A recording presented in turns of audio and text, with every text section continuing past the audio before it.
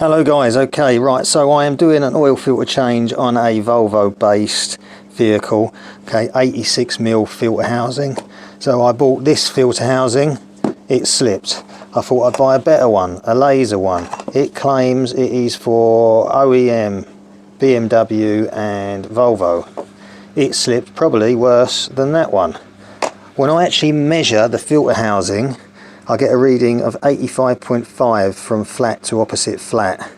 These are coming in at 86.7 flat to flat. Now as you can see on this one, I've made some little adaptations. I just cut some little fillets of very lightweight aluminium, 16 of them, placed them in there, bent over the edges, put some tape around the outside to hold them in place. That has reduced down the size of this socket to about 85.6. And it works an absolute dream on the filter housing.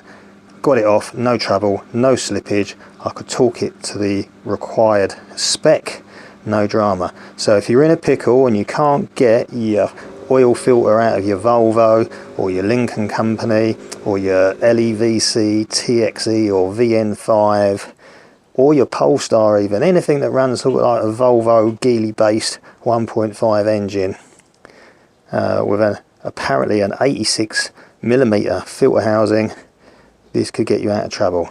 It looks a lot of work, it's not really that terrible. If you get really lightweight gauge aluminium, you can use little shears, get yourself out of trouble. Cheers. Anyway, thanks a lot, good luck.